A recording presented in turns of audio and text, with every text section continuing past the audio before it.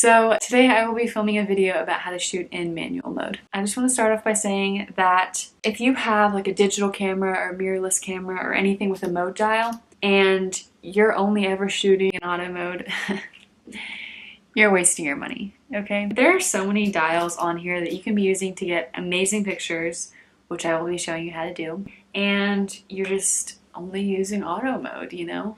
I mean, if you're gonna be spending money on a camera, like $300, $500, $700, $1,000, you might as well really learn all of the features and just get your money's worth and not be taken advantage of by camera companies, okay? A few days ago, I was talking to a friend and he was saying he had talked to a photographer. So the photographer talked to him, who talked to me, and he was telling me that the photographer was saying that so many people have cameras nowadays, they just don't know how to use them. And so I was thinking back to when I first got my camera, and I knew, like, I'm the type of person that when I get a new piece of technology, the first thing I do is just mess with every single setting and just figure out all the different things you can do with it. But with my camera, I would keep it in auto mode. Like, I would mess with the settings and go to manual mode. I knew that dial was there, that kind of thing. And I saw a bunch of numbers and I was like, all right, that's cool, like numbers. I just didn't really want to mess with it. And then I saw a YouTube video. I was trying to figure out how people get pictures of the moon because I wanted to start doing that. And I saw someone go into manual mode and like changing the settings. And then I was like, so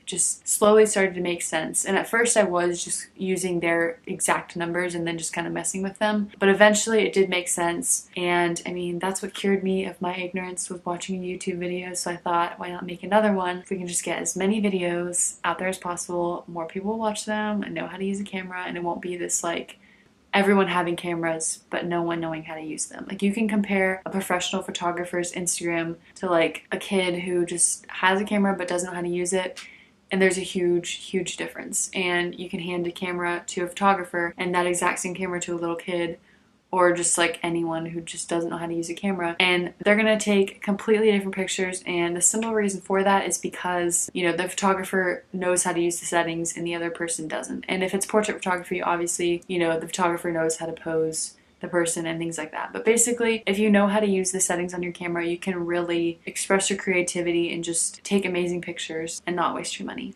So if you have a friend who has a digital camera, DSLR camera, that shoots in auto mode and aperture priority mode and all these other modes, and you notice that they're only using auto mode, then send this video to them. They might learn a few things and be better able to express their creativity.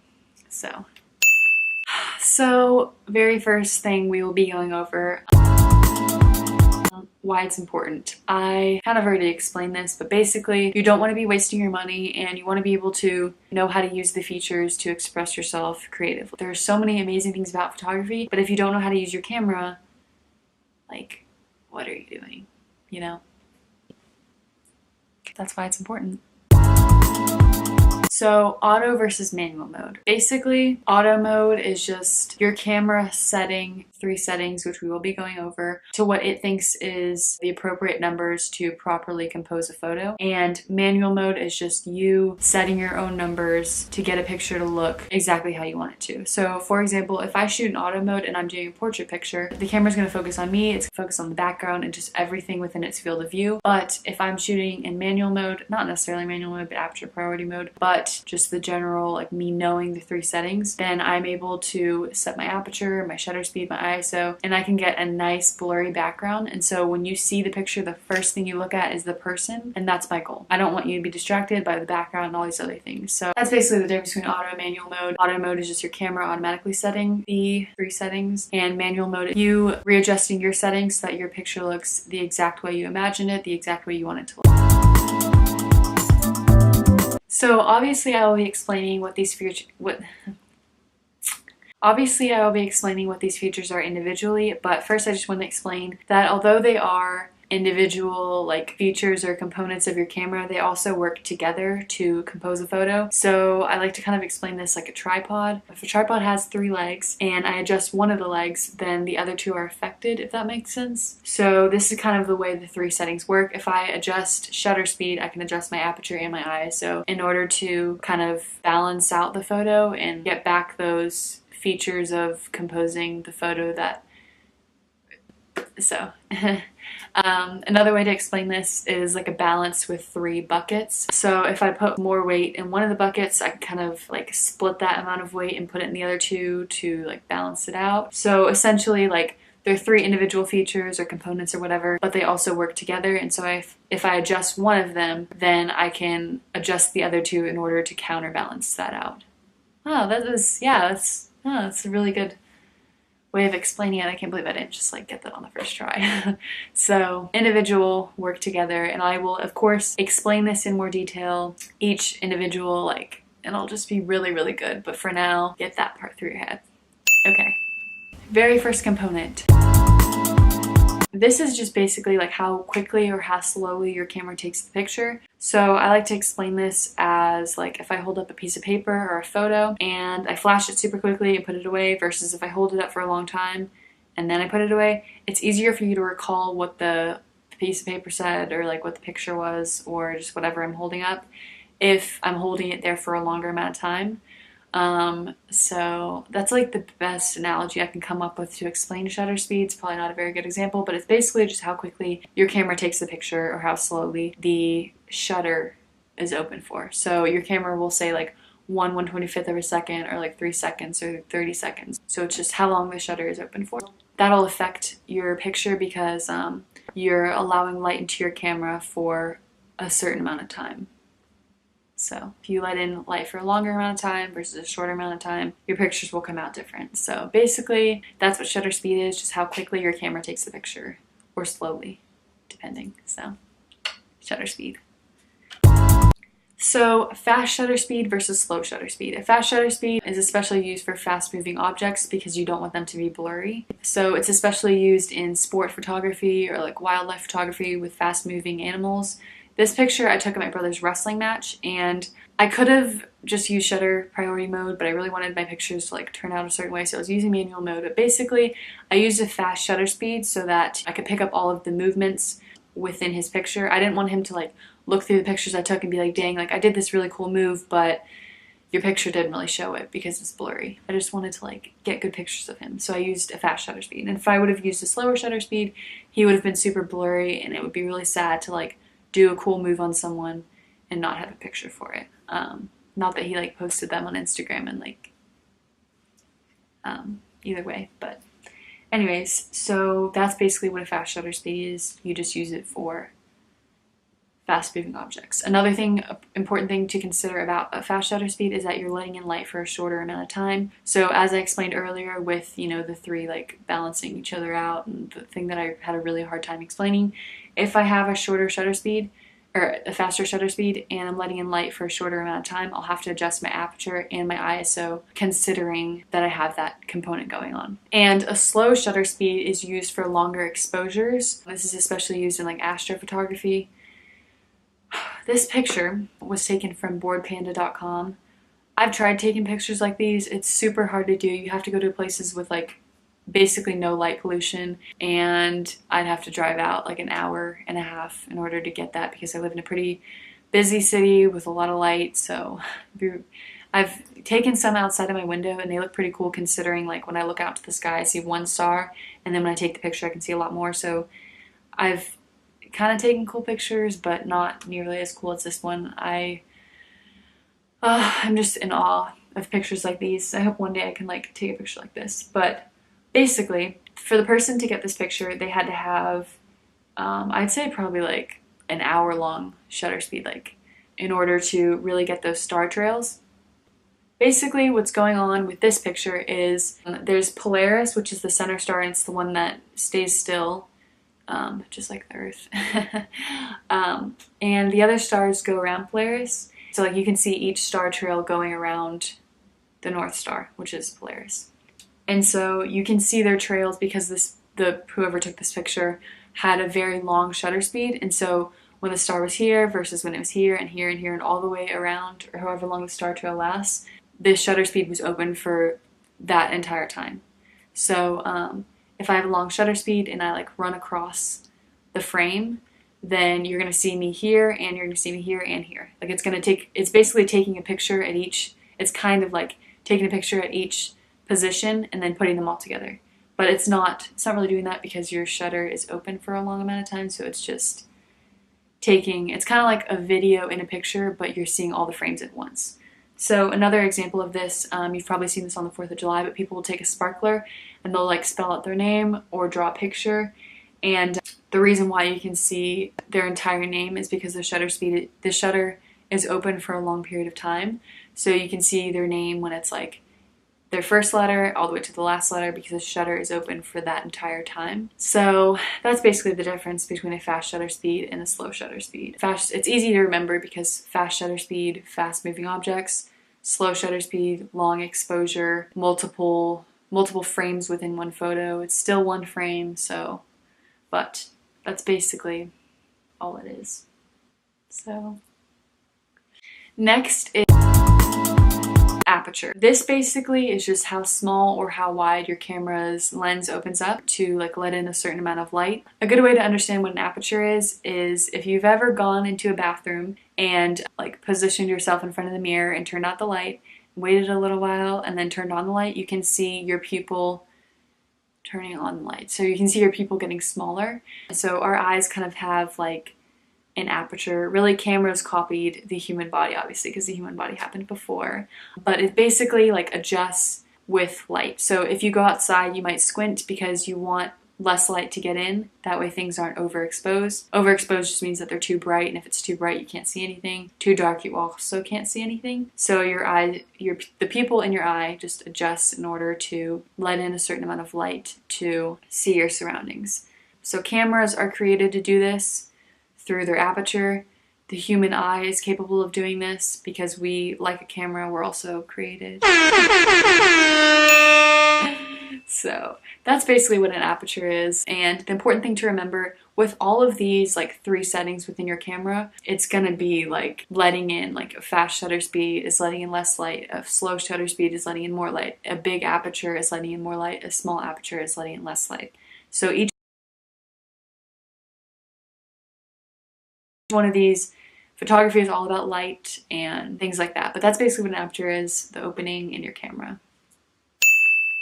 So small aperture versus wide aperture. Small apertures are basically just used for super bright objects and environments. So moon pics, my favorite thing to take pictures of. The reason why you would use a small aperture for the moon is because it's giving off so much light that you don't want to take a picture of just like a whole. You don't want your pictures to end up looking like a giant black screen with just like a white circle. You want to be able to see the details on the moon, and so because the moon is giving off so much light, it's its own light, not from the sun. There are actual science experiments to prove this. So because it's giving off so much light, you don't want to just bring in too much light so that you just get a white circle. You want to be able to see the detail, and so a smaller aperture will make sure that not too much light is getting through, and like I said, you can see the details. So small aperture, bright objects and environments. And then so this moon pic is a picture that I did take myself. Super fun. I love taking pics of the moon. I don't know why, it's just so much fun. And then a wide aperture is used for dark objects or environments, and so this is pretty obvious, but it would be, so wide apertures are used for dark objects or environments, and obviously you would use a wider aperture because you want a bigger opening to let in more light, and so you can see the objects in that environment. Now, this picture was taken of my sister. I used a f1.2 lens, but basically I was shooting in aperture priority mode, and I just opened up my aperture all the way to get a short depth of field and to get that blurry background. So it's also used for portrait photography, but that's basically aperture. So wide aperture versus small aperture. Next is ISO. This is just basically how sensitive your camera is to light. Once again, like common theme here going on with photography and light and just your camera picking up on light and all that stuff. But the main thing to remember about ISO is low ISO is for bright settings. So you don't want your camera to be too sensitive to light, because then your pictures will be too bright if it's sensitive to light and there's already a lot of light in your environment. And higher ISOs are for darker environments. So if I'm taking, are for darker environments. If I don't have like nighttime photography, if I don't have enough light in my environment, I want my camera to be able to pick up on the little amount of light that is in the environment. So low ISO, bright environments, high ISO, dark environments. Wow.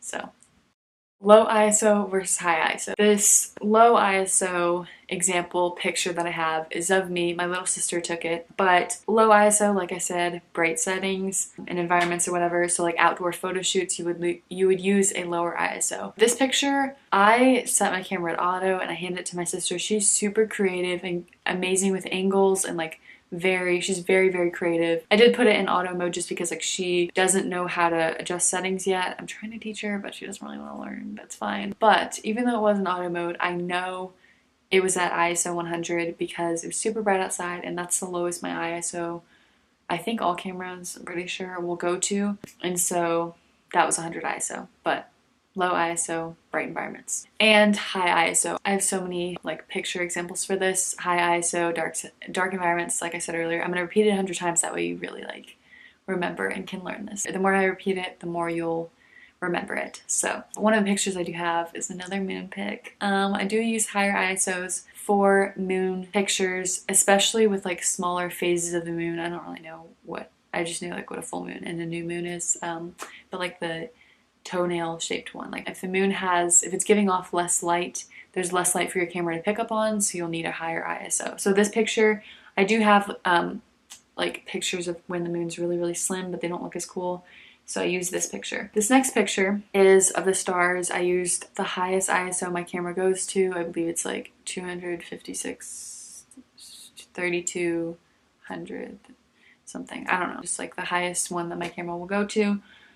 This picture's not crazy amazing, but basically you can see that the camera was pretty good, somewhat good at picking up the little amount of light that was in my setting, so those few stars that did show up. The one thing to know about higher ISOs is that your photos will turn out grainier. And so a good thing to do when you are shooting in higher ISO, so astrophotography, nighttime photos, things like that, is to take multiple photos and stack them together in order to get a sharper image.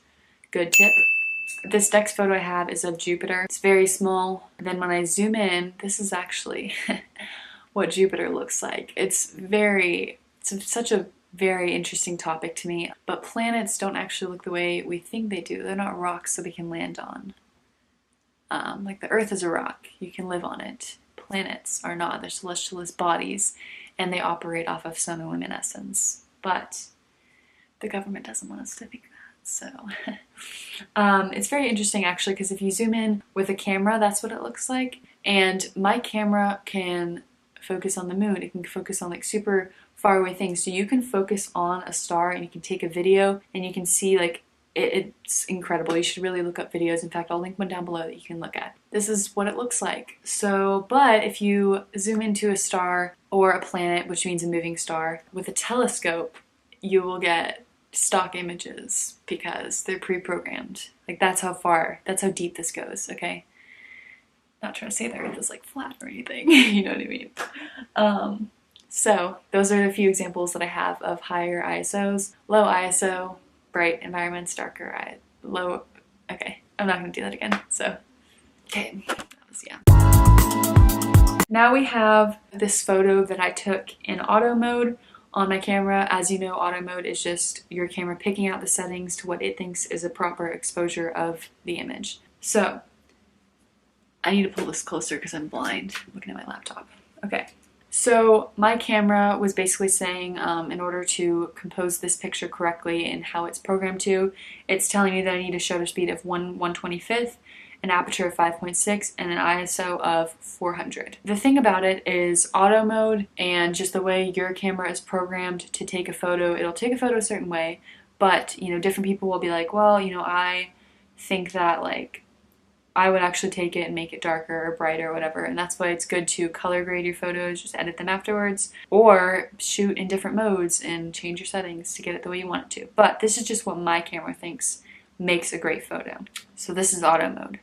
So next I put my camera into manual mode and I put in all of those settings that my camera gave me for auto mode, except I changed the shutter speed to a slower one just so we can see what a slower shutter speed, like what kind of product it'll give us. So this is too slow of a shutter speed. I put in the same aperture, the 5.6, the same ISO 400, and I just changed the shutter speed. That way we have our independent variables and then our manipulated variable, which is the shutter speed. So I set it to 1/25th of a second, which is much slower than 1/125th of a second. And as you can see, we have a brighter image than the previous image, which was the auto, because if I have my shutter speed open for a longer amount of time, I will get a brighter photo.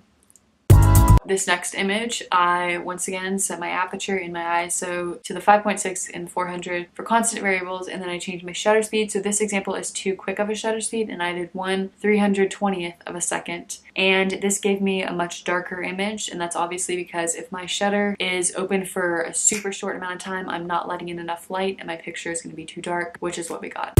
So this next example is too wide of an aperture, so I went ahead and set my shutter speed back to the 1/125th. That way we have our constant variable, ISO at 400. And I set my aperture to 4.2, which I should have used a different lens, but I didn't want to like completely redo this process. Basically, that's the biggest my aperture will go, so I couldn't have that dramatic example. But you do use too wide of an aperture, you are going to get too bright of an image, and you can see on the plant the details aren't really there because they look a little bit too bright and you can't really see, like the blacks look a little bit whiter than in the auto image, and that is, like I said, because if your aperture is open too wide, your camera's letting in too much light and it's going to be overexposed, which is what we got. I didn't have that dramatic example because I could only open up my aperture to 4.2. I have like 5 lenses and I just was using the wrong one because I'm an idiot.